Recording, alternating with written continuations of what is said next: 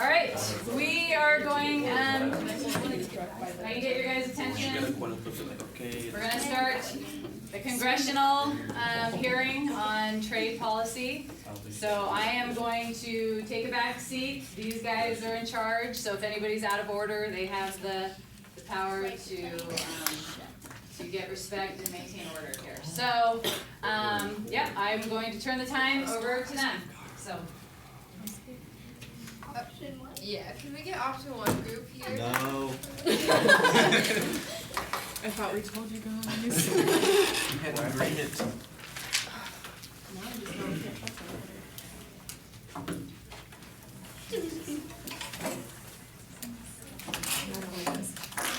Alright. So. We're option 1.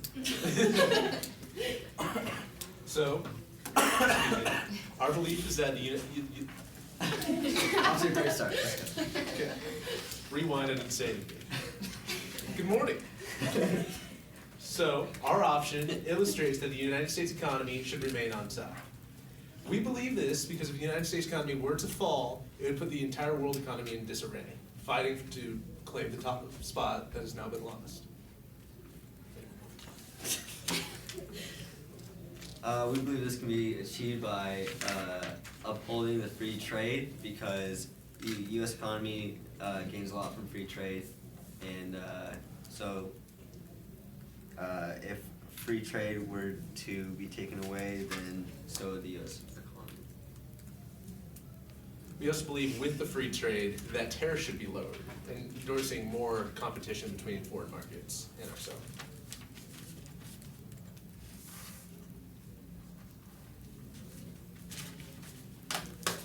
So, the more trade that we have, it'll just like make our economy grow even more, and that'll help us maintain like our top spot.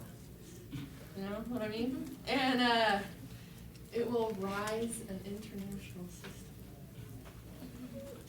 And then with that growth, it would also allow us to be able to help other nations if need be, as well as the fact that if we look at it from a different perspective, if the United States was just a family versus like all the other families, you would want to take care of your family versus going out to help someone else's before yours.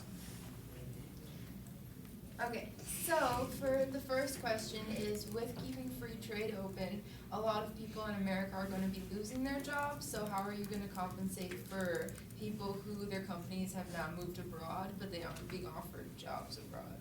That's going to be the beauty of it. It's going to be survival of the fittest. So with the lower income jobs such as manufacturing being shipped overseas, it'll increase the supply of college graduates looking for jobs such as insurance, such as baking, etc., increasing the U.S. market for those industries.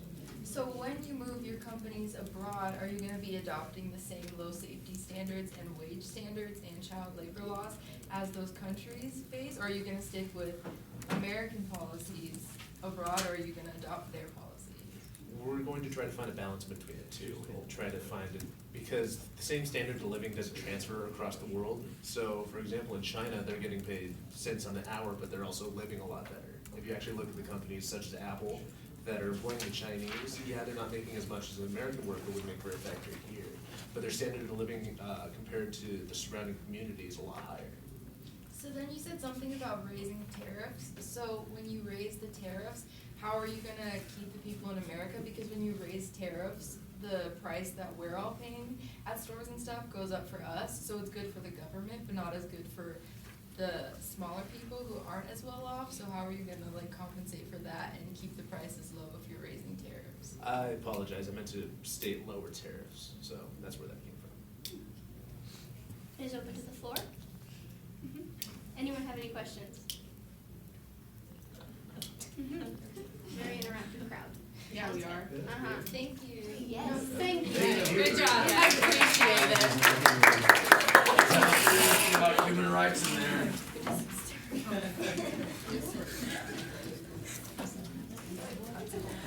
You all right? I'm good. You all right?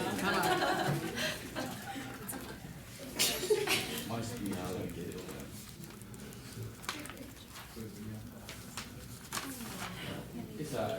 Is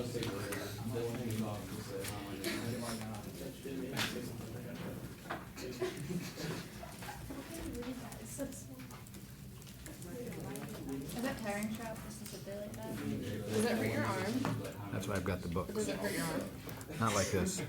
Are you getting like more PT? Why don't you get like you stick and like just like stand sitting there? We'll invest a tripod for you. Yeah. Actually, I have a selfie stick right now. If you want me to go get it. Yeah. Well, no, because like you could take it to the table and then just be Right on the whiteboard. I had to hold my elbow up to write. Actually, I still barely can.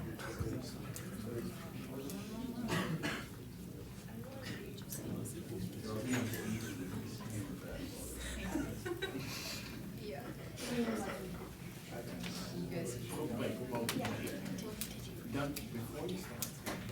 May we have option 2 to the side? You said that was the first time. I would love to do that. 60% sure to send them. Alright, let's get this. 60%. No guarantee.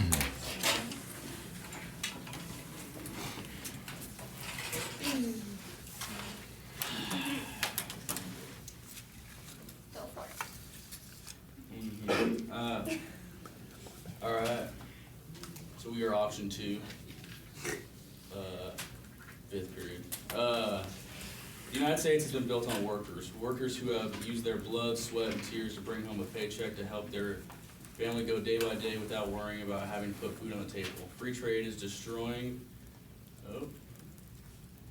that and hurting the lives of Americans that have built this nation.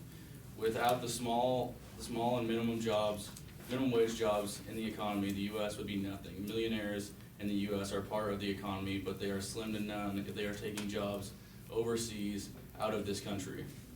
What we need in this country is more favorable terms under the WTO to protect the U.S. businesses and more programs to retrain and better the lives of workers. And we need more taxes on companies to keep them in the U.S. And this country has been built on people that work hard and fight for what's right. Awesome. Perfect. Okay. Mm-hmm. All right, so you're saying that free trade is destroying, everything. So when you raise the U.S. trade barriers, it'll push out other countries to raise theirs as well. So what will you do to, so you're pushing out to keep out outside competition. How will you ensure that the prices of our products will stay low and not go up when we're trying to compete with other places?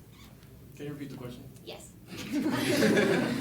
So when you're putting up the barriers to keep out the outside competition, how will you ensure that our prices don't rise as well, since it won't be as cheap from doing it abroad? How will you keep your prices low?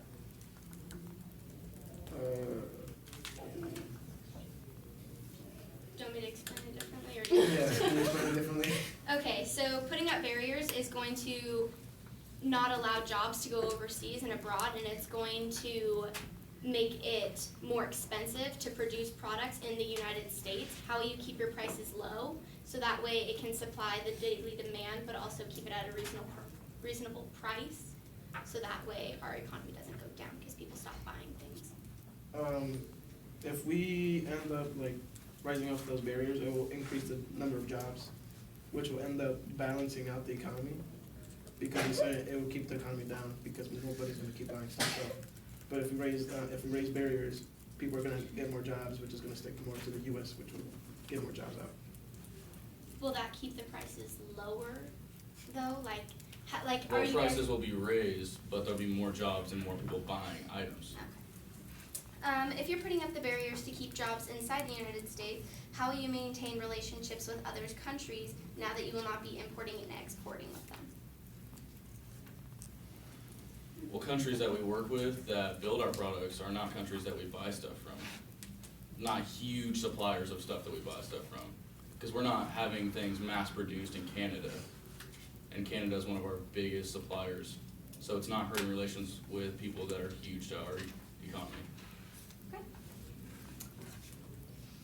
It is open to the floor. Anybody have any questions? Right. All right, well, good job.